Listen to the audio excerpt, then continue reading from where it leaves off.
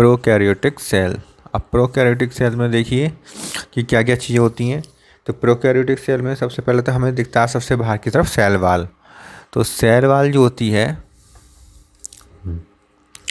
जो cell wall होती है वो प्लाज्मा मेम्ब्रेन के बाहर की तरफ होती है। प्लाज्मा मेम्ब्रेन से बाहर की, सबसे बाहर की तरफ सेल वाल होती है, तो प्लाज्मा मेम्ब्रेन के बाहर की तरफ होती है।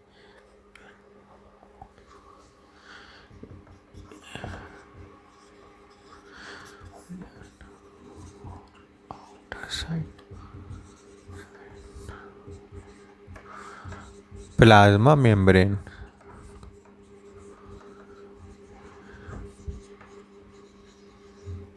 प्लाज्मा मेम्ब्रेन के बाहर की तरफ होती है। प्लाज्मा मेम्ब्रेन की आउटसाइड होती है, बाहर की तरफ होती है। दूसरा आता है कि सेल वाल तो सबसे बाहर की तरफ हो गई इस प्लाज्मा मेम्ब्रेन की। अब सेल के अंदर होता क्या है, जो प्रोकैरियोटिक सेल उसके अंदर क्या होता है, द्रव भरा होता है, फ्लूइड भरा होता है, साइटोप्लाज्म। साइटोप्लाज्म भरा होता है। और साइटोप्लाज्म क्या होता है, साइटोप्लाज्म अंदर की तरफ साइटोप्लाज्म होता है। और ये क्या होता है, फ्लूइड मैट्रिक्स। एक फ्लूइड मैट्रिक्स होता है ये साइटोप्लाज्म। ये सेल के अंदर भीतर भरा होता है। तो सबसे बाहर की तरफ सेल वाल, उससे भीतर प्लाज्मा मेम्ब्रेन और उसके भीतर साइटोप्लाज्म भरा होता है। साइटोप्लाज्म होता है, फ्लूइड मैट्रिक्स होता है। और प्रोकैरियोटिक सेल्स में एक विशेष बात है कि इसमें मेम्ब्रेन बाउंडेड सेल्स नहीं होती। मेम्ब्रेन बाउंडेड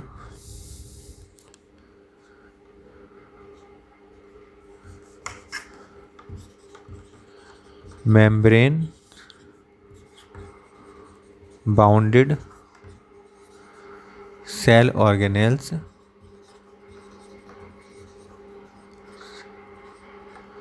नहीं होते हैं। सेल ऑर्गेनेल्स नहीं होते हैं। तो मेम्ब्रेन बाउंडेड जो सेल ऑर्गेनेल्स हैं कौन कौन से होती हैं, दो टाइप की होती हैं ये। एक तो होते हैं डबल मेम्ब्रेनस, एक होते हैं सिंगल मेम्ब्रेनस।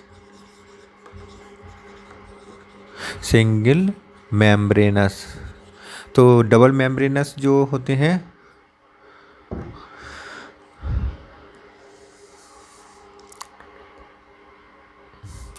तो यहाँ लिख ली डू नॉट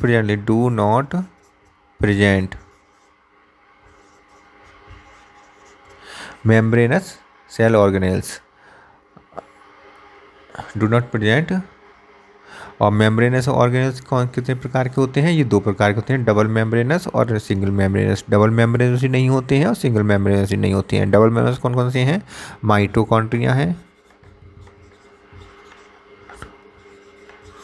माइटोकॉन्ड्रिया नहीं नहीं होता है, प्लाज्मिड प्लास्टिड प्लास्टिड भी नहीं होता और माइटोकॉन्ड्रिया भी नहीं होता। जबकि सिंगल मेम्ब्रेनस जो होते हैं, जैसे कि आपका होगा endoplasmic reticulum,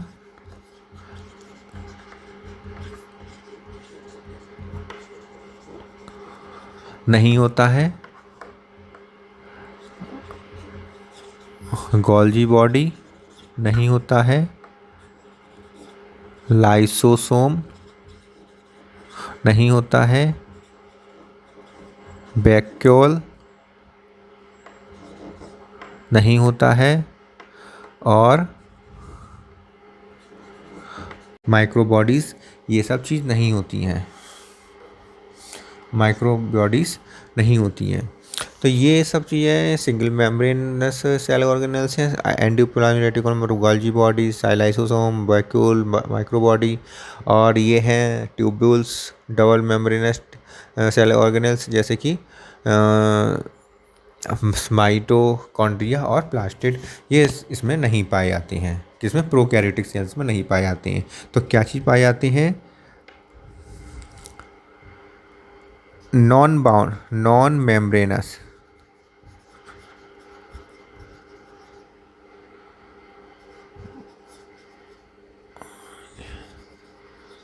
present. Non membranes कौन से होते हैं? राइबोसोम। राइबोसोम होते हैं जो 70S प्रकार के होते हैं। राइबोसोम होते हैं जो 70S प्रकार के होते हैं। इनकी दो सब यूनिट होती हैं, 50S की और 30S की। 38 इन दोनों से मिलकर ये बने होते हैं। राइबोसोम 70S प्रकार का राइबोसोम होता है, 50S और 30S सब यूनिट से मिलकर बना हुआ होता है।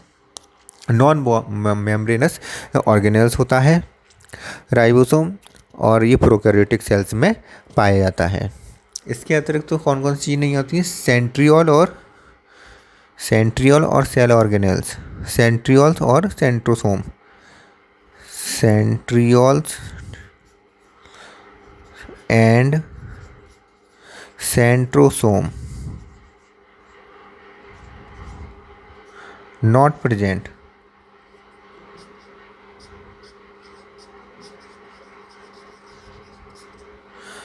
Centrosome not present. ये तो ये चीज़ें जो है नहीं पाई जाती हैं। इसके अलावा न्यूक्लियस, वेल डेवलप्ड न्यूक्लियस भी नहीं पाया जाता है। Nuclear membrane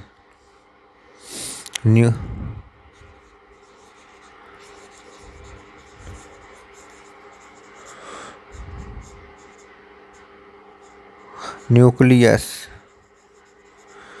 well developed nucleus नहीं पाया जाता है। हिस्टोन प्रोटीन नहीं पाई जाती है इसमें। हिस्टोन प्रोटीन कहाँ पर होती है? हिस्टोन प्रोटीन डीएनए को, इनमें जो पाया जाता है डीएनए पाया जाता है, circular double standard DNA. Circular double standard DNA जो पाया जाता है, जो क्या होता है इसका मेन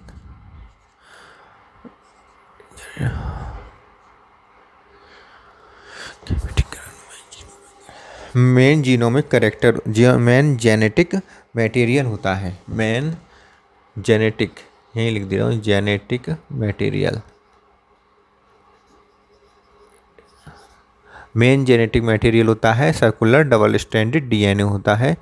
ये कहलाता है सर्कुलर डबल स्टैंडर्ड डीएनए होता है, मेन जेनेटिक होता है। और इसमें हिस्टोन प्रोटीन, डीएनए कैसा होता है? डीएनए नेकेड डीएनए होता है और इसमें हिस्टोन प्रोटीन नहीं पाई जाती है।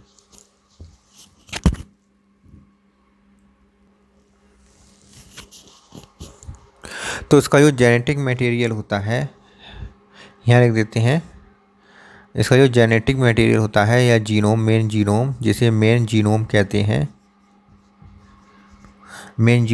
हैं, वो सर्कुलर होता है, डबल स्टैंडर्ड होता है, डीएनए को ना होता है, नेकेड होता है और हिस्टोन प्रोटीन उसमें नहीं पाई जाती, तो नो हिस्टोन प्रोटीन।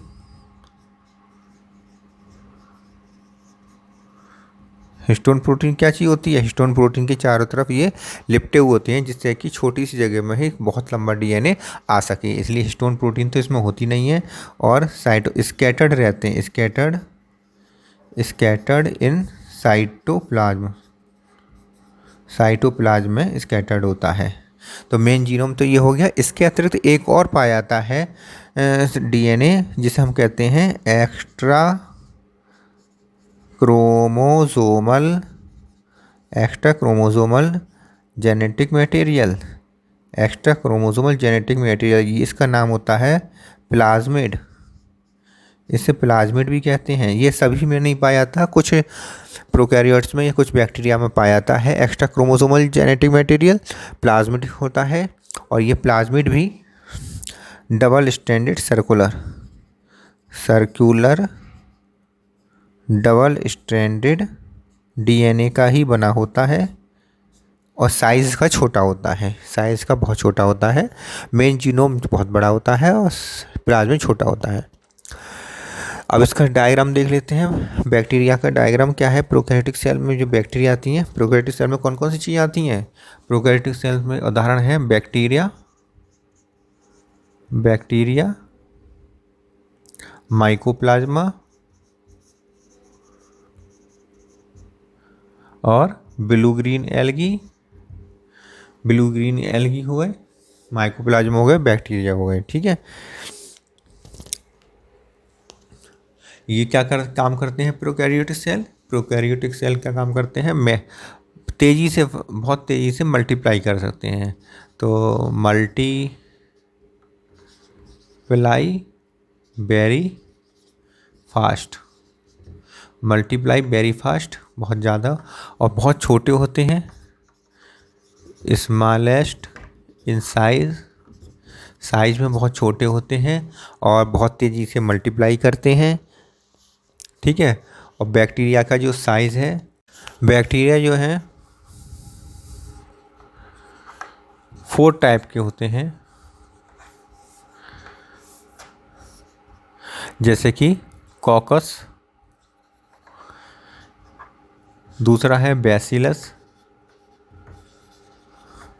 तीसरा है स्पाइरल,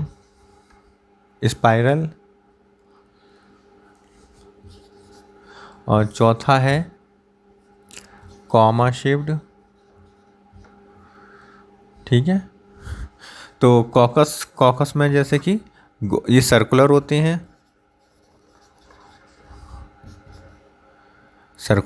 हैं,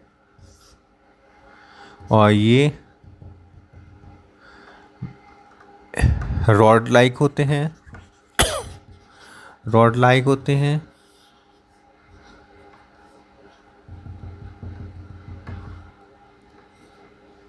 और ये स्पाइरल शेप्ड होते हैं।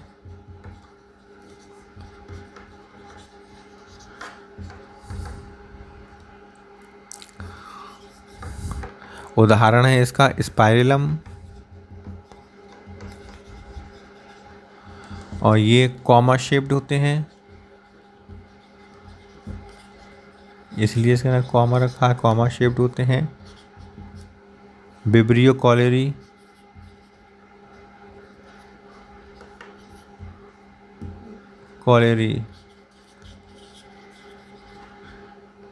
कॉमा शेप्ड होता है।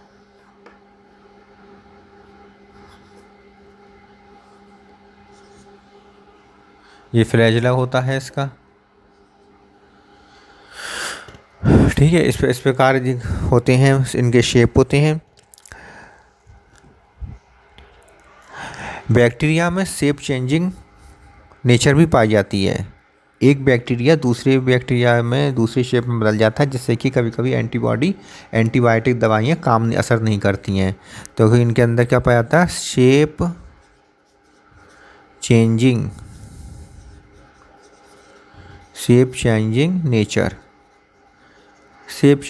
नेचर में क्या होता है कि इसका शेप जो है, जैसे कॉकस है, कॉकस से ये बैसिलस में बदल गया, या स्पाइरलम में बदल गया, या बैसिलस है तो वो कॉकस में बदल गया। तो शेप चेंज कर लेता है, जिस कारण क्या है कि इसमें दवाइयाँ देते हैं तब तक शेप चेंज कर लेता है, तो वो दवाई काम ही नहीं करती है, फिर उसके लिए दूसरी दवाइयाँ देनी पड़ती हैं।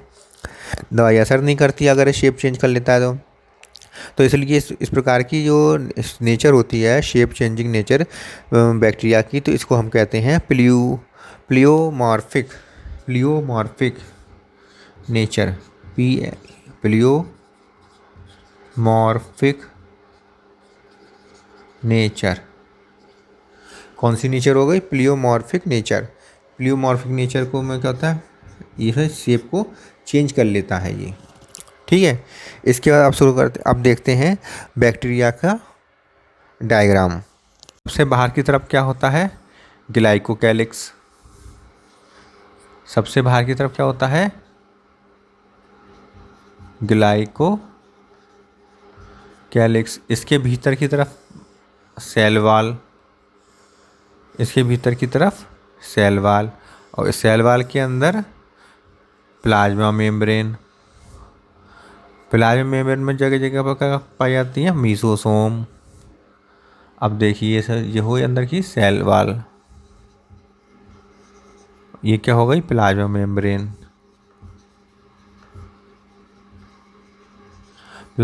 ये तीनों मिला के क्या बनाते हैं? सेल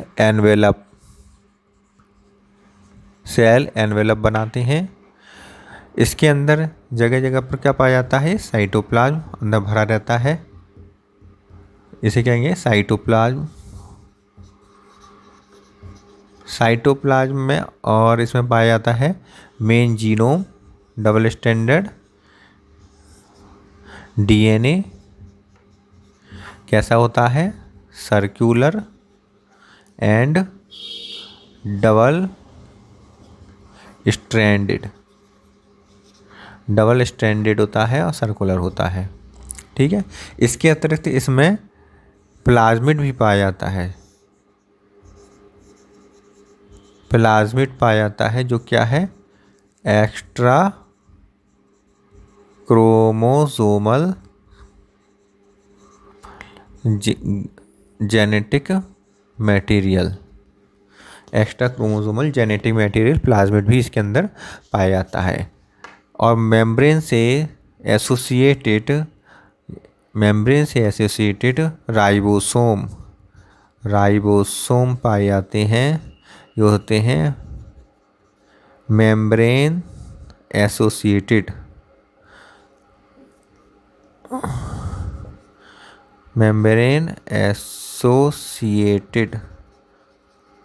राइबोसोम होते हैं, 70S प्रकार के होते हैं और 30 छोटी यूनिट 30S और बड़ी यूनिट 50S की होती है, से मिलकर बने होते हैं। ठीक है, और ये कैसा एक स्ट्रक्चर है, ये एक सेमी ऑटोनॉमस स्ट्रक्चर है। ठीक है, ये खैर बाद बताएंगे। 70S प्रकार, 70S टाइप का ये होता है। S for Svedberg, Svedberg unit, S का मतलब क्या है, स्वेडबर्ग यूनिट होती है S का मतलब। इसके अतिरिक्त इसमें mRNA पाया जाता है जिस पर भी राइबोसोम लगे होते हैं।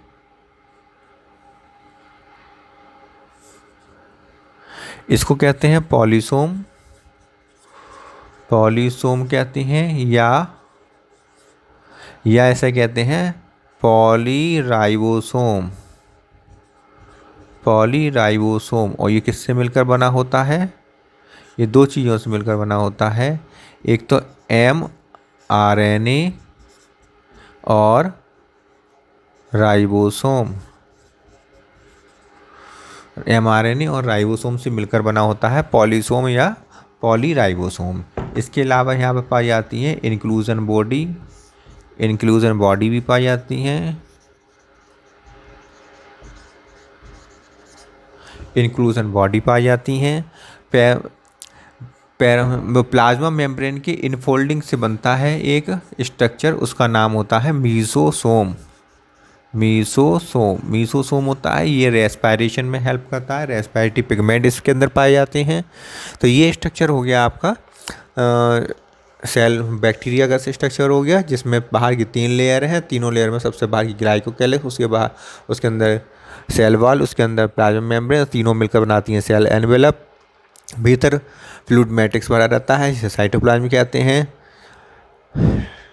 नेकेड डीएनए पाया जाता है, नेकेड डीएनए, इसको सर्कुलर डबल स्टैंडर्ड डीएनए होता है। ये मेम्ब्रेन एसोसिएटेड राइबोसोम पाया जाता है 70S टाइप का, और पॉलीसोम या पॉलीराइबोसोम पाया जाता है जिसमें mRNA और राइबोसोम एक साथ होते हैं, मिलकर बनाते हैं पॉलीराइबोसोम। इंक्लूजन बॉडी पाई जाती है, मीसोसोम पाया जाता है, प्लाज्मा मेम्ब्रेन की इनफोल्डिंग द्वारा बनता है। इसके बाद अब आता है, अब एक एक करके इसके बारे में पढ़ेंगे। सबसे पहले ग्लाइकोकेलिक्स के बारे में देखेंगे।